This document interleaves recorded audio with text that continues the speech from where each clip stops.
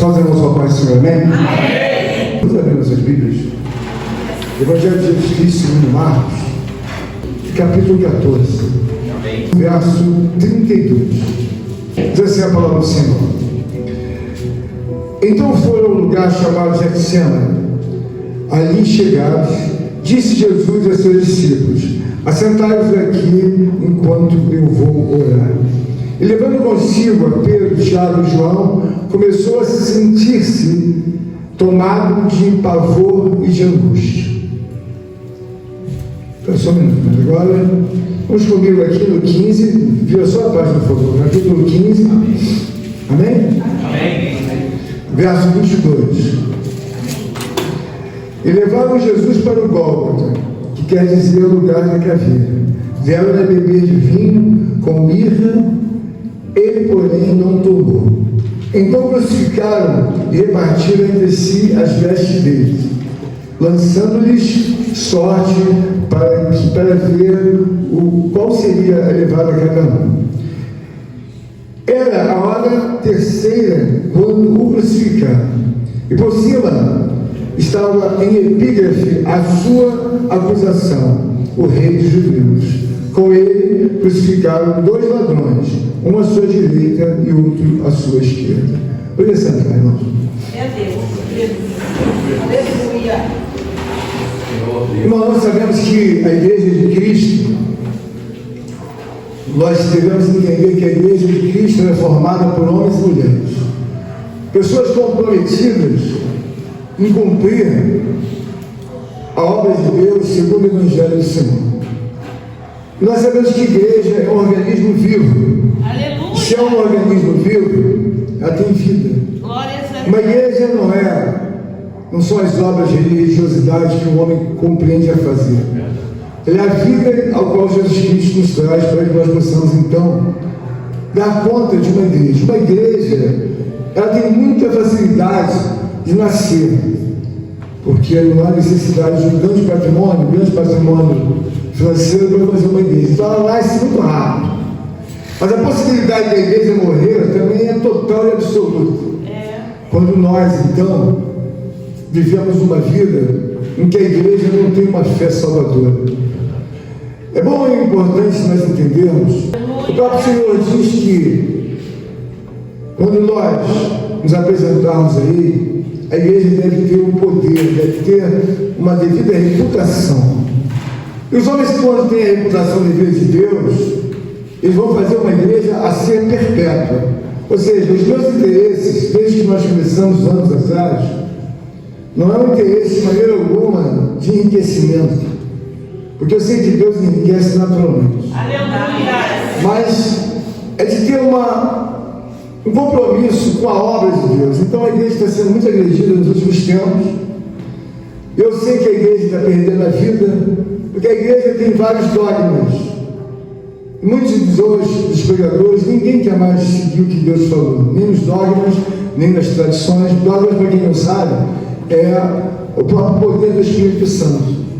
Então muitas pessoas acham que não tem essa valia de falar do Espírito Santo, outros acham que não tem nem a valia da tradição de se entrar numa igreja, de dobrar os joelhos, isso é tradição. E outros acham que muito menos não vai um monte. Então a igreja está perdendo a vida. E cada vez que você vê a igreja de uma forma em que a salvação fica comprometida, nós temos obrigação, como igreja, sempre que nós temos esse entendimento, de cumprir tudo aquilo que possa dar vida à igreja. Aleluia. A igreja não vai se perpetuar se nós não olharmos para o Evangelho de Cristo, porque a igreja é o Evangelho. Então aqui é muito fácil a pessoa que estiver aqui fazer o que ela quer, mas só que tem que custar um preço caríssimo. E eu sei que hoje é um dia de Santa Ceia. E quando nós olhamos para a obra salvadora de Cristo Jesus, eu nunca desejo olhar para Cristo como um Cristo histórico. Eu desejo olhar para Cristo como uma pessoa verdadeira, uma pessoa real, uma pessoa que tem vida, e que nesse momento que eu acabei de ler, ele tem 30 e poucos anos, ou 30, 33, 32, ele está passando um momento em que ele, na verdade, vai ser levado ao início da sua, vida de sacrifício. Quando nós olhamos aqui, nós vemos aqui que Jesus está seguindo a obra dada por Deus de forma muito elegante e silenciosa, se assim eu posso falar. A Bíblia está falando bem claro. Então foram a um lugar chamado Getsêmani. Ali chegados, disse a Jesus aos seus discípulos: assentai-vos aqui enquanto eu vou orar. Não, você imagina alguém que sabe que a sua morte está à beira das próximas horas? Alguém que tem que ter um equilíbrio, que não pode de maneira alguma colocar as mãos em qualquer que seja a obra de corrupção. Quando eu leio um texto como esse, eu observo que Jesus tem todo o cuidado para não errar em sair de uma caminhada de santidade. Nós não estamos no caminho da casa do Senhor, nós devemos observar o seguinte: por que tanta atenção? E o texto ele vai desenrolando nas entrelinhas um comportamento totalmente diferenciado de um homem que tem santidade. Então ele está dizendo assim, levando consigo Pedro, Tiago e João, está no torno 14 ainda, no verso 33. Levando consigo a Pedro, Tiago e João, começou a sentir-se tomado de pavor e angústia. Nós devemos entender o seguinte, irmãos: quando Cristo nos é pregado, dá a impressão que ele subiu na cruz, abriu os braços e começa a sangrar. Não, não é por aí. Nós precisamos ver uma pessoa que, na sua responsabilidade, ele está preocupado, e ali então começa a mover-se de angústia e pavor, porque sabe que não lhe resta muito tempo de vida. É bem verdade que o próprio Senhor Jesus Cristo, ninguém vai prender ele. Ainda que todos falam, ele vai ser preso, sim, mas ele não é preso pelos homens, porque ele é um Deus encarnado. Ele está cumprindo e vai se entregar. Mas todavia ele está cheio de pavor e angústia. Quando nós olhamos para Deus, nós devemos entender o seguinte: há um Deus aqui no nosso meio que está controlando de uma forma muito silenciosa, muito moderna, muito eficaz e justa cada um das nossas vidas, cada um de nós. Então eu sei que Deus está em nosso meio. Eu não acho que Ele está aqui, eu tenho certeza. Então nós temos essa fé salvadora, nós devemos replicar tudo aquilo que Jesus fez no passado, há 2000 anos, em que essa coisa que Ele fez, a obra, o modus operandi, isso nunca vai envelhecer, nunca vai perecer. Por quê? Porque Ele diz na sua palavra: porque todas as vezes, comer desse pão, beber desse cálice, anunciar a minha morte. Nós sabemos que a igreja é uma composição de várias coisas. Nós temos a tradição, temos os dogmas, temos uma série de outras coisas que estão inclusas na igreja. Por exemplo, nós temos uma escola dominical. Na Bíblia não fala em lugar nenhum que existiria a escola dominical, mas a Bíblia diz que nós temos que ter conhecimento. Então a escola dominical, ela é uma tradição, mas para muitas igrejas eles não querem nem a escola dominical nem aprender, já está fora. Então a igreja vai perdendo um pedacinho da sua vida. O que eu quero mostrar para você é que quando você vai ao Evangelho, você começa a entender que há todo um esmero da parte de Jesus Cristo, ainda que nas últimas horas de vida, quando na verdade poderia fazer uma coisa muito mais simples, mas Ele faz tudo para que cumpra-se então a Escritura. E Ele vai, abre o estado dele espiritual e diz: olha, Ele disse, a minha alma está profundamente triste até a morte, ficai aqui e vigiai. O que eu vejo, irmãos, diante da obra de Deus, é que quando você vai participar da Santa Ceia, você observa que muitas coisas sucumbiram, morreram, faleceram, ficaram para trás, e eram coisas que até então parecia que eram firmes e fortes no resto da vida, todavia já se foram como nada. Mas quando nós olhamos para a obra salvadora de Jesus Cristo, nós vemos que Ele aqui abre o coração e está dizendo que está profundamente triste, ou seja, Ele está muito triste, está completamente assim, esvaziado de uma alegria que até então tem naquele momento pela sua vida, porque ele tem um reino, é filho de Deus, mas a alegria se foi. Na nossa vida espiritual, nós temos que entender o seguinte: quando nós fazemos uma homenagem ao Senhor, nós estamos fazendo uma homenagem de participação no pão e no vinho. Todavia, nós sabemos que inúmeras outras situações estão atreladas à igreja. Então, o nosso compromisso deve ser maior em revitalizar uma igreja, e não uma casa de espetáculo, não uma casa ocupacional, e não uma casa de entretenimento, e não uma casa religiosa, e não uma casa morta na letra fria e vazia. Isso já está bem perto. Por quê, irmão? Porque se nós não tivermos o devido temor para que possa se abrir as portas do céu e nós termos uma intimidade com Deus maior, irmãos, uma vida esvaziada é uma vida que vai ficar sem temor, é uma vida que não vai ter a devida pujança espiritual para fazer a representação da obra de Deus. O que mais me deixa assim muito alegre é ver que a igreja é uma obra salvadora, sim, se houverem pessoas compromissadas com Deus. Aleluia! Cada vez mais que o tempo vai passando, você vai ter dificuldade de achar uma igreja em que os irmãos pensem biblicamente, em que as pessoas pensem de forma a ter o valor de uma santa ceia. Porque muitos valores que até então a igreja tinha, supostamente todos os valores, a igreja está perdendo.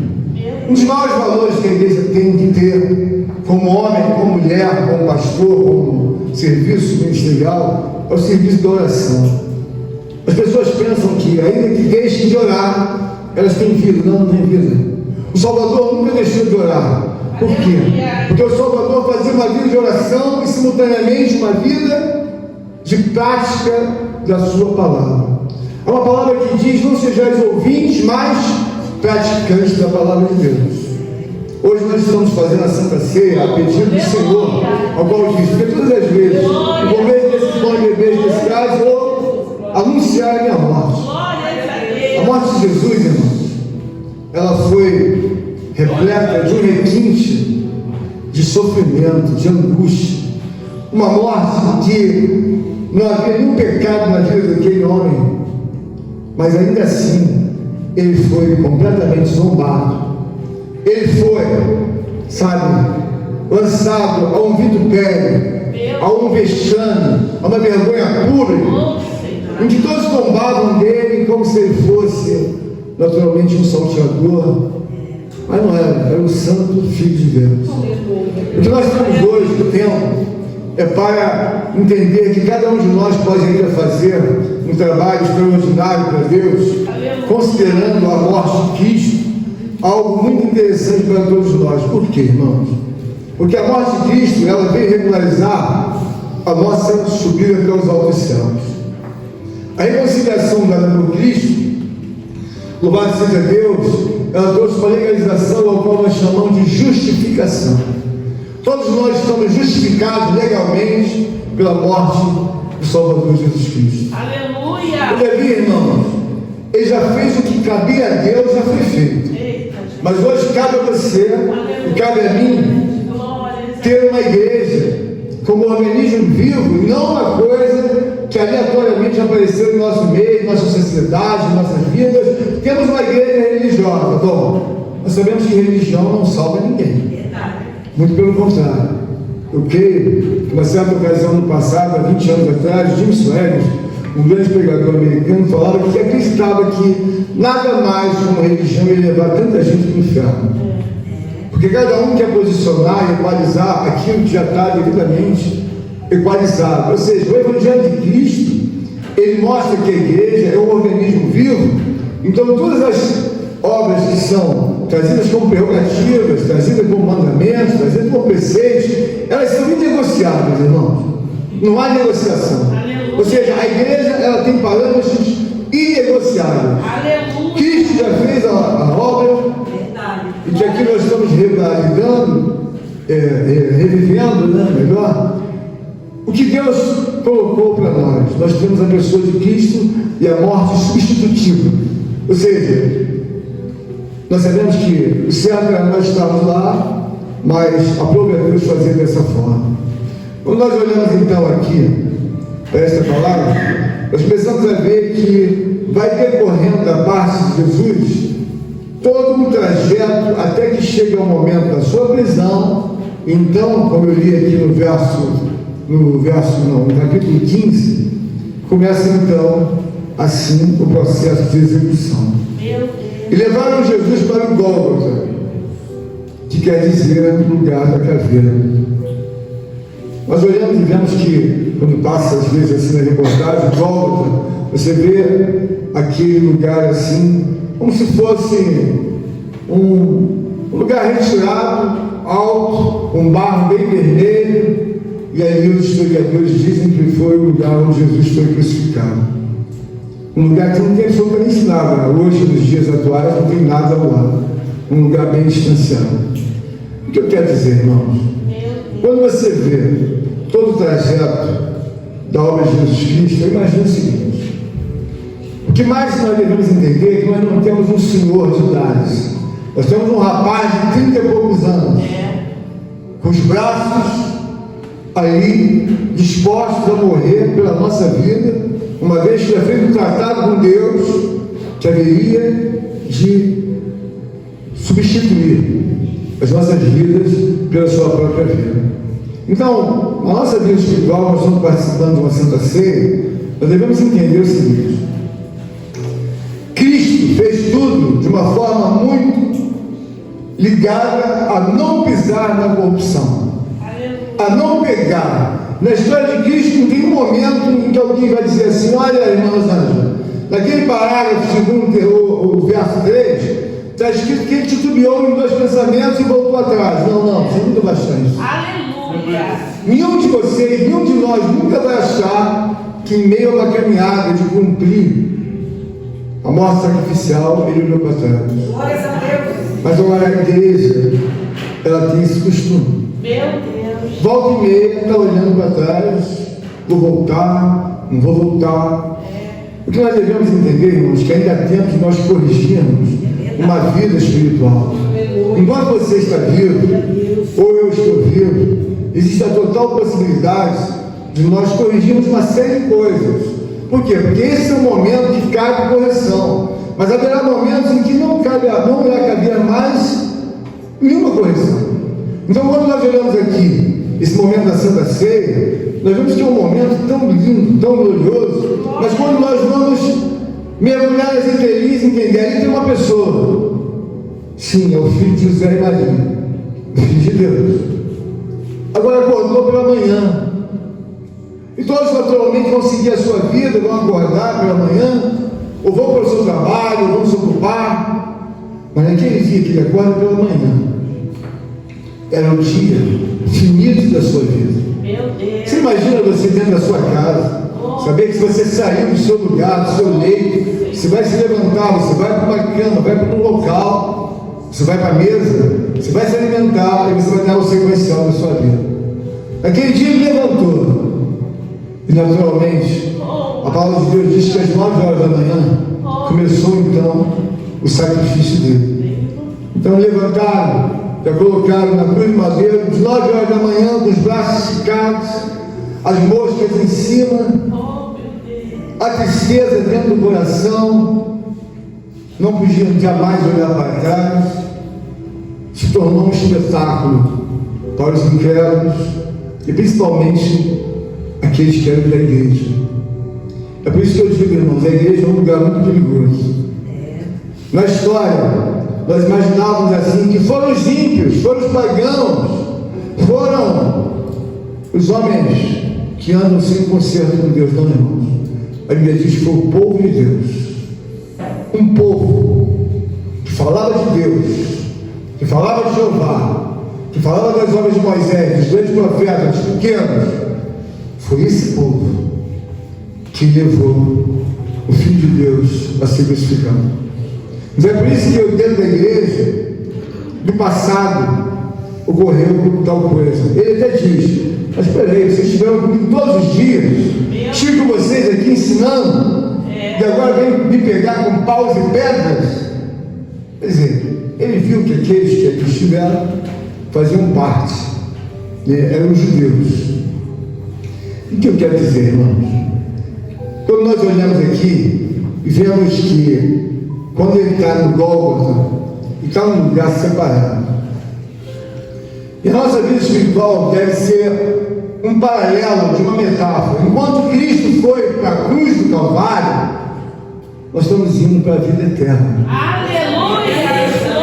Estamos indo para a vida eterna com a devida valia, sabe? Com essa pessoa que é Cristo, que tem e me dá garantia justificativa, porque eu não tenho nada para entrar naquele mundo espiritual de Deus. Eu não tenho nada. O que você tem?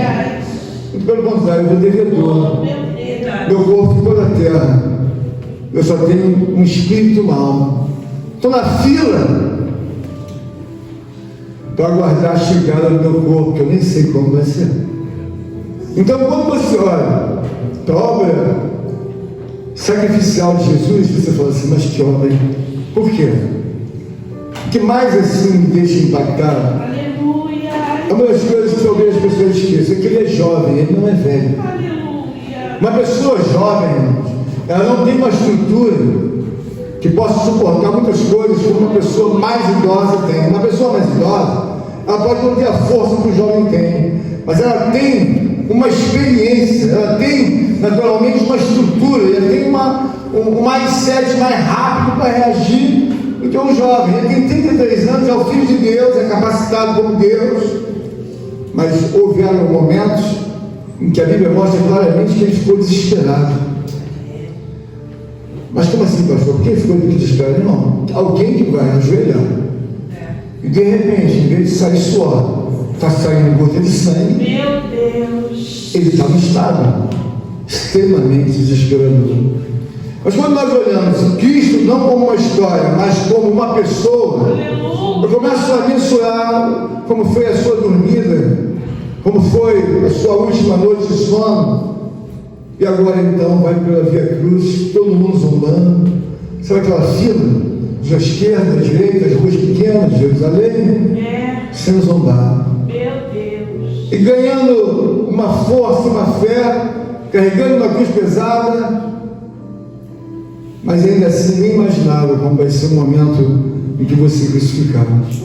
Então, nesse dia de hoje, a crucificação deve ser lembrada como algo muito importante para a nossa vida, porque quando você celebra a Santa Ceia, nós vemos que nunca, em nenhum momento, uma pessoa que não fosse filho de Deus ia ficar sendo lembrada por mais de 2000 anos. Aleluia! Já morreu, Glórias, glórias! já ressuscitou, está sentado ao lado de Deus como Deus, e nós arrumamos sempre um espaço. A nossa igreja, graças a Deus, é uma igreja que nós somos privilegiados pelo onipotente Espírito Santo. Tivemos, graças a Deus, muita visão da obra do Senhor, no sentido não da questão coloquial teológica, mas mais da questão espiritual. Então nós temos certeza que estamos aqui prestando um culto conforme o pedido do Senhor. Todavia, é muito importante que dentro desse aspecto da crucificação, nós não venhamos errar, irmãos, porque eu vi que muita gente no passado, há 2000 anos atrás, chegou muito perto. Alguns chegaram tão perto da salvação que estavam a 2 passos. O óbvio não se deu, porque não se salvaram. Nós estamos diante de uma obra espiritual, divina, ao qual nós devemos preservar que Deus, irmãos, Ele não está tão longe como alguém pensa, Ele está muito mais perto do que nós imaginamos. Então, quando nós fazemos a devida reverência, nós precisamos ver aqui, no 15, verso 23, diz assim: deram-lhe a beber vinho com mirra, ele, porém, não tomou. Então o crucificaram e repartiram entre si as vestes dele, lançando-lhes sorte para eu ver quem levaria cada um. Esse dia agora eu fui na casa de uma moça e eu bem vi o que era mirra, uma plantinha verdinha, assim, parece uns espinhozinhos. E eles misturaram com aquilo, que aquilo é tipo um tempero. Muitas pessoas colocam até para fazer suco e tudo. E eu vi que eles misturaram, não sei o sabor que tinha, suco, um negócio parecido com a minha, já nem sei mais que ela não deu alguma cheira. Mas eu comecei a ver, irmãos, a maldade de pegar alguma coisa, misturar com vinagre e dar para os filhos de Deus. Hoje é um dia que nós estamos na Santa Casa, na casa de Deus, irmãos. É um dia muito precioso. Eu tenho certeza que a alma gemendo no redor do mundo todo. desejando uma saída, desejando alcançar a paz, desejando a libertação dos demônios. Existe uma coisa, irmãos, assim, que nós vamos ficando mais velhos. E eu me lembro que eu tinha uns 15, 16 anos, eu entrava no ônibus no Rio, e eu vi um rapazinho novo, era trocador, ele estava angustiado com os demônios dentro daquele ônibus. Eu não conhecia alguma coisa de Deus, mas eu via que ele conversava sozinho, falava sozinho, para se libertar daquelas coisas. Quando eu vejo Jesus Cristo entre nós, Ele está pedindo que nós possamos lembrar da morte dele. Por quê? Porque eu estou vendo assim, irmãos, que muitas das coisas que se faziam para o Evangelho de Cristo, elas estão ficando para trás. E o Evangelho, ele é uma obra, como eu disse, que é um organismo vivo. Se você não tiver força, ou eu não tiver força, para sustentar uma igreja verdadeira, real, da parte de Deus, a igreja vai morrer. E se a igreja morrer, nós vamos ver o que está estipulado na palavra de Deus. Porque o Espírito Santo de Deus vai se retirar, porque ele vai dizer, bom, não há mais o que fazer aqui na terra, então Deus vai se retirar. Mas enquanto nós tivermos o Espírito Santo de Deus entre nós, fica uma responsabilidade para todos nós, que somos racionais e que temos a intelectualidade. A morte de Jesus Cristo, ela substituiu naturalmente aquilo que era para nós, mas você e eu somos obrigados pela palavra a manter uma igreja. Não é uma casa religiosa, não é um lugar que você acha, eu aprendi com meu pai e com a minha mãe, olha, eu aprendi tanta coisa com meu pai e com a minha mãe, tantas coisas erradas, que eu nunca deveria ter aprendido aquilo, mas aprendi. O que eu tenho que aprender é o que está escriturado. Então, quando eu vejo a palavra de Deus, eu vejo coisas extraordinárias, magníficas, trazidas por Deus, e que são coisas que devem ter o seu devido lugar. E por que, irmãos, que isso é importante? O meu medo é que eu estou fazendo uma igreja para perpetuar homens e mulheres que estejam aqui, santos, santas mulheres, santos homens, homens com dons espirituais, homens que possam peitar o inferno, os demônios, confiados não no seu braço carnal, mas confiados em Deus. Se nós não temos, irmãos, uma devida disposição para ser uma igreja, nós devemos orar, irmãos, para aqueles que estão na linha dessa vocação, que sejam os melhores homens, as mulheres melhores. Existe um trabalho antigo que hoje é muito raro, algumas igrejas ainda têm, chamado círculo de oração. Esse trabalho, durante muito tempo, trouxe muita vida às igrejas. Bom, esse trabalho está acabando, porque muitas mulheres de oração sempre foi um trabalho difícil. Você fala assim, círculo de oração, quando você chegava no trabalho, há 25 anos atrás, tinham 4 pessoas na igreja. Mas aí você vai ver a história passada, 1960, tinha 3, tinha 2. É um trabalho incrivelmente difícil. Por quê? Porque vim para um culto, todo mundo vem. Vim para um trabalho de oração, irmãos, é uma coisa que está entrando em extinção. O que vai acontecer? Por que isso é perigoso? Porque quando entra em extinção uma vida de oração e outras obras indicadas pelo Evangelho, você veja bem, quando alguém vai para a UTI, significa que ela está mais perto da morte do que da vida. Uma igreja que começa a se abster de uma vida de oração, de uma vida de jejum, de uma vida de santificação, de uma vida no culto do lar, de uma vida em que já se abstém, porque antigamente existiam, naturalmente, os cultos nas praças públicas. Eu andava no domingo, tinha um culto ali no Rio, ali tinha outro. Hoje você anda, não tem nada, acabaram todos os cultos. Eu cheguei aqui em Mogi, alguns anos atrás, ainda vi algumas pessoas pregando na praça, algumas, hoje não tem mais. Só que tem que a igreja vai chegando mais perto daquilo que nós sabemos que é a morte. Mas quando você olha para Cristo, me dá uma confiança muito grande, porque eu fico imaginando aquele exemplo que eu sempre falo para vocês, um retrato que você pega do seu pai e da sua mãe, às vezes não tem nem 20 anos, aí você olha aquele retrato todo amarelo, aí você vai dizer assim, nem me lembrava. Você lembra? Não me lembrava. Com 20 anos. E quando eu vejo essa pessoa que está entre nós 2000 anos, fez um pedido, e é uma obra tão verdadeira, tão poderosa, está no nosso meio. É por isso que nos traz a devida alegria de olhar a crucificação, as dores de Jesus, aqueles momentos tão difíceis, porque ele mesmo está pedindo, ó, lembra da minha morte. Por quê? Quando você lembra da morte dele, você vai trazer inúmeras riquezas espirituais para você. Uma das coisas que mais me surpreendeu é que a vida de oração, ela vai irrigando a cada homem e a cada mulher a ser uma mulher de Deus, a ser um homem de Deus. A vida de oração.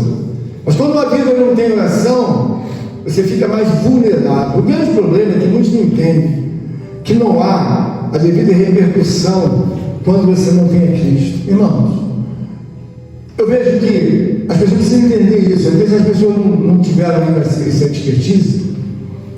Quando eu tinha 22 anos, eu sonhava em ser usado por Deus. E eu vi grandes homens sendo usados. Mas eu vi que o que eu fazia não funcionava também. Porque eu fazia o que eu queria. Então não funcionava. Nos dias de hoje, você faz um pedido e não custa nenhum dinheiro. Graças a Deus, nós não temos uma igreja comercial. Você faz pedindo. E aquele pedido, ele não vinga. Mas isso, o que acontece, irmão? O senhor fez um pedido, sim, não fica qual o problema? Cada vez que você fica mais nu, se posso falar espiritualmente, você fica mais vulnerável. Cada vez você vai ficando mais vulnerável. Eu comecei a ver, eu estava falando com o irmão Albino ontem, as pessoas passaram agora a ficar apaixonadas, não por um homem, por uma mulher. Ele criou algumas coisas. Se apaixonado por quê? Por ela. Não, mas não é ela. É ele. Não, o que é? Não. Eu não sei o que é isso, mas eu estou apaixonado. E a pessoa abraça, ele se apaixonou por uma coisa que não é um homem nem uma mulher. E briga, chora, e se não der aquilo para ela, se mata. Eu vejo então, irmãos, quando eu olho para Cristo, eu falo, graças a Deus. Por quê? Tu abriu meus olhos. Que eu dissesse que criasse naturalmente as obras segundo a tua palavra. Então, você está num mundo muito perigoso, principalmente quem não sai de casa, que não anda, que talvez não vai a alguns lugares mais. Uma cidade maior, chega até em Mogi mesmo, tem várias coisas que você chega em outros lugares, aqui é incrível. Esse é no interior de Minas, você fala assim, aqui não tem nada, é um lugar no interior. Quando você vai para a cidade, você fala, ele está aqui também? Ele está aqui. Cheguei num restaurante no Rio, nunca imaginei que ele tinha tanto espaço. De repente cheguei, olha, isso aqui. Era tudo dele. Tudo que ele inventou, tudo que você possa imaginar, que esse assunto não dá para estender. Você sabe que é das leis, mas que ele esteja entendendo. Tudo, ele não criou. Um homem, uma mulher, que é uma coisa, outra. E daí eu amo aquela coisa, aquela. Então nós temos que ter o quê? Uma grande gratidão a Cristo, irmãos. Porque nós estamos aqui com a mente limpa. Nós falamos entre nós a paixão de um homem por uma mulher. É coisa linda. Ou de uma mulher para um homem. É legal, muito lindo. Mas agora, irmãos, nós temos inúmeros intrusos no atual momento. Cristo está aqui no nosso meio, nos mostrando que Ele fez uma obra gloriosa, se entregou, cumpriu, foi levado à ascensão. Agora cabe a você, a mim, a todos nós, entendermos que as violações ao sagrado de Deus, ou o respectivo abandono das coisas de Deus, irmãos, a gente aí torcendo para você abandonar o caminho da salvação. Há pessoas no mundo das trevas estão esperando você cair para fazer uma grande festa. Quando Cristo caiu, eles nunca imaginavam que quando ele falava que ia ressuscitar o terceiro dia, ele iria ressuscitar. E assim hoje é um momento muito glorioso. Nós temos que Deus vai nos ajudar, e vai nos abençoar, e vai nos fazer assim homenagear Cristo continuamente numa Santa Ceia e outras obras. Que Deus possa nos ajudar, nos abençoar, a ter a divina sensibilidade de que não se tratava apenas de uma pessoa que abriu os braços, não. Uma pessoa que se dedicou por toda a nossa reconciliação, pela morte substitutiva e legalizou a nossa vida entre os céus e a terra, porque nós somos naturalmente um povo que vai morar no céu. Estamos ouvindo. Contribua com esta obra, por favor, deixe seu like e inscreva-se em nosso canal. Obrigado.